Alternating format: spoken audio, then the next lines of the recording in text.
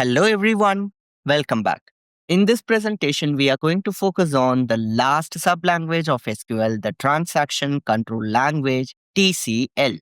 We know basically SQL has four different sublanguages. Number one, the data definition language DDL. Number two, the data manipulation language DML. Number three, the data control language DCL. And finally, the transaction control language TCL.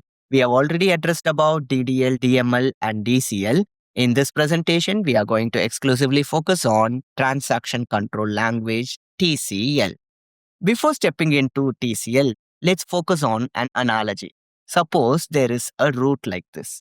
In real time, we need some checkpoints or save points because these checkpoints or save points always help us to avoid starting from the beginning. Let's say you have started your journey and you are progressing and you are going through this way. And if you make a checkpoint here, and let's assume you have taken a route like this, and after progressing with this route, after some point of time, you are realizing that you are not going in the right direction. So in this case, you need not completely backtrack to the beginning. Rather, you can come to this stage where you have saved your checkpoint, and from there on, you can take the different route. So this is how checkpoints are really helpful in our day-to-day activities. So if there is no checkpoint, obviously you need to start from the beginning. If there are checkpoints, you can backtrack from that point and you can proceed further. With this analogy, we will step into the transaction control language TCL. Why do we need TCL? As the name suggests, it deals with the transactions. So when we talk about database management system, all the operations that are carried out on the database management system are logical transactions. For example, I am transferring money from my account to my friend's account. We understand that this is a transfer transaction. We know that this is going to be a transaction that deals with transferring the money from my account to my friend's account. But actually, this is not a single operation. We have a group of operations that are carried out in order to perform this single logical operation, which we call as the transaction. In the amount transfer transaction, there are multiple operations involved. My account balance has to be read, an amount has to be withdrawn, then the new balance have to be updated, then the destination account number has to be read, the amount which is debited to my account needs to be credited to the destination account, and all these have to be saved. So if you see, this simple transaction of transfer has multiple operations in it, and this sublanguage TCL is going to deal with the transactions. So we need transaction control because, as discussed in the analogy, at some point of time, we may need to reverse certain things. So in that case, transaction control needs to be established. So TCL helps us to deal with the transactions.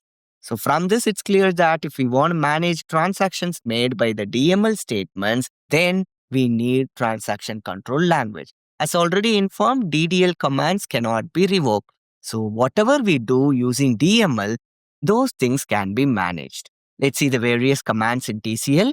The first command is commit, the second one is SAVEPOINT, the third one is ROLLBACK, and the last one is set transaction. So we are going to address all these four commands in TCL. Let's start with the first command, the commit command. What is this commit?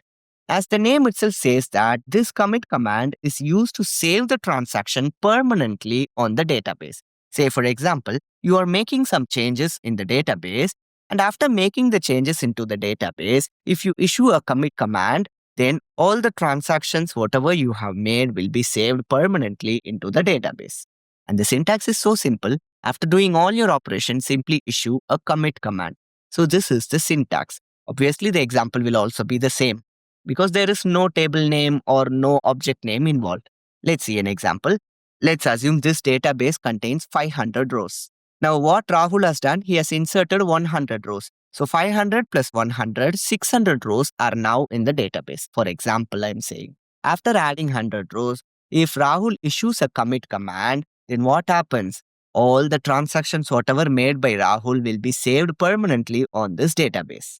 So this is how commit works. So we are done with the first TCL command, commit. Let's now move on to the next one, the save point. Before going into the details of SAVEPOINT, let's see the syntax. SAVEPOINT, which is the keyword, and give any user-defined SAVEPOINT name. For example, SAVEPOINT space test purpose. where the name of the save point itself is test purpose. So what do you mean by this? This save point command saves the transactions temporarily, and later, if we don't want the transactions to be stored permanently on the database, we can roll back to this point whenever needed. Say, for example, if Rahul is doing some operation with the database and he is creating a save point like this, save point test purpose. Before issuing this command, save point test purpose, whatever transactions has been made will be saved on this name test purpose. And let's assume Rahul is proceeding with adding few more transactions.